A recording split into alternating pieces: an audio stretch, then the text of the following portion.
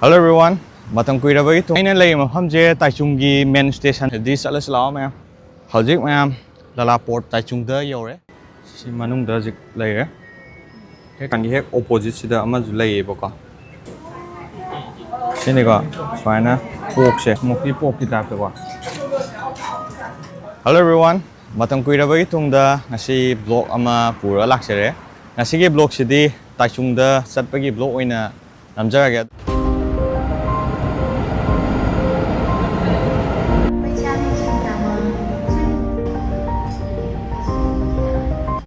Family Mart am lay ko aduga akhoi dai da leiba aduga to pam pham da leiba Family Mart ki kitang khenei masagi si je kitang ari bai ta da to ai hape yang halake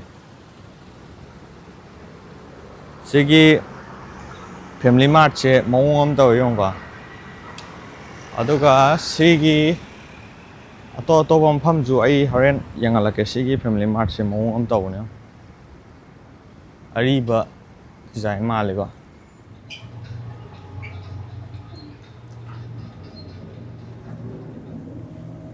Aina khoi pamjaba fruity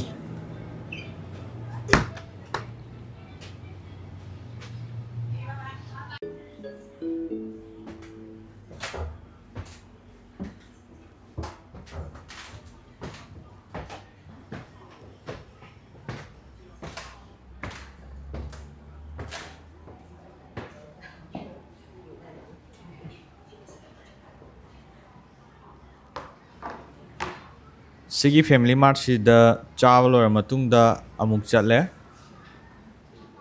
aduga sida uriba station ja sijina aina sungkhan bada hanagi ariba station la khangde wa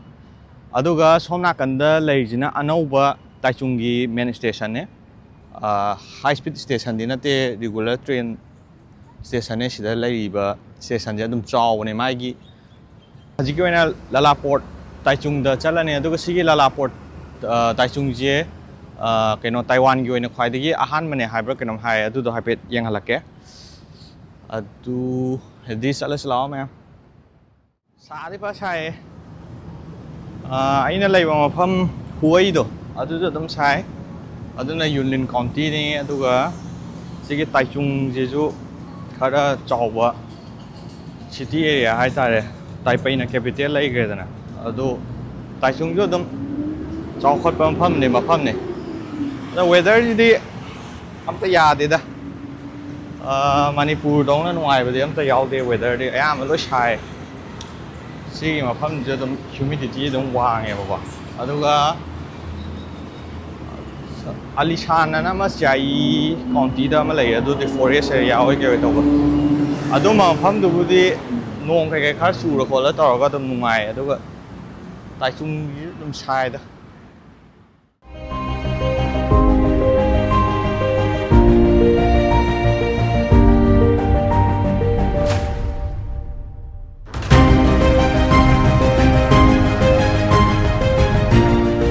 Hojik ma'am LaLaport Taichung da yore sa man na ko keno tore humang ga je ya da loi na manung da sanga ka mu yang hala ke si manung da jik lai re hek sang pagi magi main entrance hall ju sai na lai ko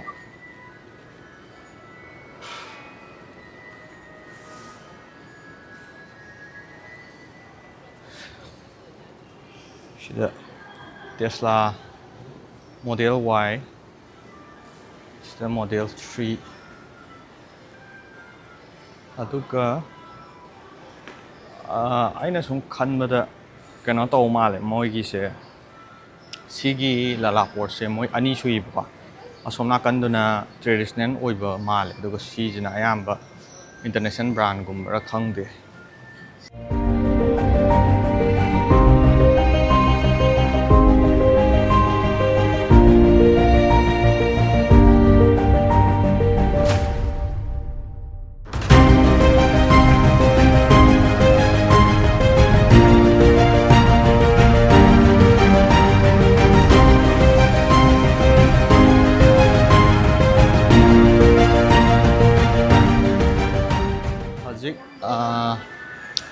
southern side da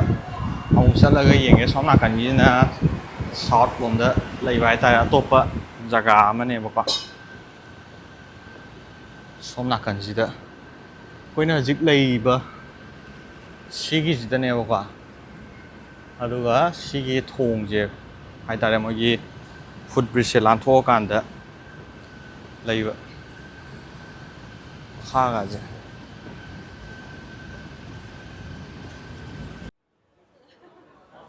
ꯑꯉꯥꯡꯒꯤ ꯐꯖꯕ ꯌꯥꯝ ꯂꯩ ꯁꯤ ꯅꯨꯡꯁꯤꯌꯦ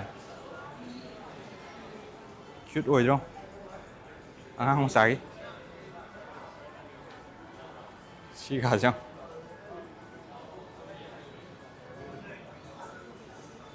ꯁꯤꯒꯤ ꯃꯆꯥ ꯑꯄꯤꯛꯄꯁꯤꯗ 490 ꯄꯤ ꯇꯥꯏꯋꯥꯟꯒꯤ India ꯄꯩꯁꯥꯗ ꯂꯨꯄꯥ 1,000 ꯃꯌꯥ ꯑꯃ ꯑꯣꯏꯗꯦ ꯁꯣꯝ ꯅꯥꯀꯟꯁꯤꯅ ꯈꯤꯇꯪ ꯑꯦꯁꯤꯌꯥꯟꯒꯤ ꯑꯣꯏꯕ ꯄꯣꯠ ꯌꯣꯟꯕ꯭ꯔꯥ ꯈꯪꯗꯦ ꯁꯤꯒꯤ ꯐꯣꯜꯗꯦꯕꯜ ꯁꯥꯏꯀꯜꯁꯤ ꯂꯨꯄꯥ ꯀꯌꯥ ꯄꯤꯅꯤ ꯁꯤꯕꯣ 12,200 ꯄꯤꯔ ꯀꯩꯅꯣꯝ ꯇꯧꯋꯤ ꯁꯤ ꯁꯥꯏꯀꯜꯁꯦ ꯁꯤ ꯃꯆꯥꯗꯤ ꯐꯅꯕ ꯐꯖꯩ ꯑꯉꯥꯡ ꯃꯆꯥꯒꯤꯔ ꯈꯪꯗꯦ ꯁꯤꯗ ꯖꯨꯝ ꯂꯩꯔꯦ ꯁꯤꯅ 66,000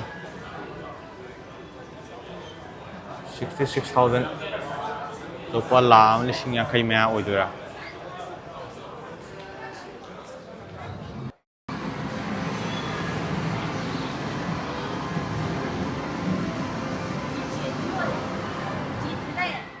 ꯁꯤꯒꯤ ꯀꯣꯏꯟꯁꯦ ꯆꯨꯝꯅꯒꯤ ꯀꯣꯏꯟ ꯅꯠꯇꯕ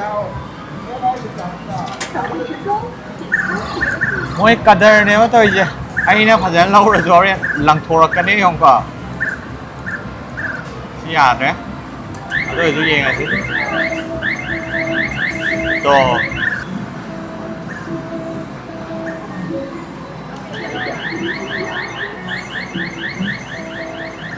ꯀꯗꯔ ꯇꯧꯋꯦꯕ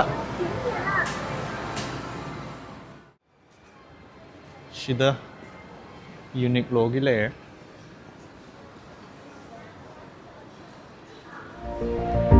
ꯁꯤꯕꯨꯗꯤ ꯈꯔ ꯆꯥꯎ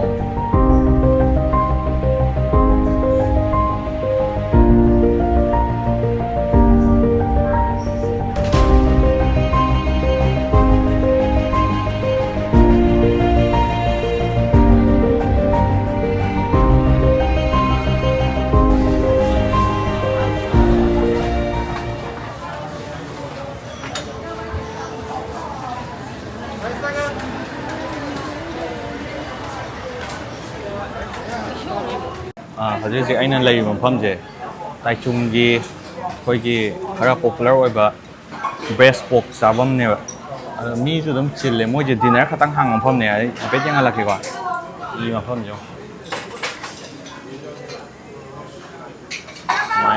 ꯁꯨꯃꯥꯏꯅ ꯂꯩ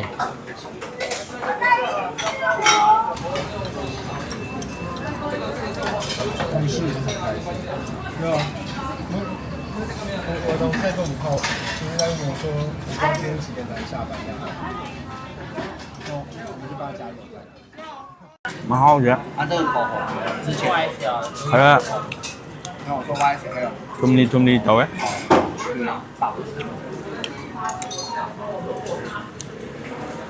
ꯑꯗꯨꯒ ꯃꯥꯏ ꯐ꯭ꯂꯦꯕꯔꯁꯦ ꯈꯤꯇꯪ ꯁ꯭ꯃꯣꯀꯤ ꯄꯣꯛꯀꯤ ꯇꯥꯏꯞꯇꯀꯣ ꯍꯥꯎꯗꯤ ꯍꯥꯎꯋꯦ ꯁꯤꯒꯤ ꯀꯩꯅꯣꯗꯣ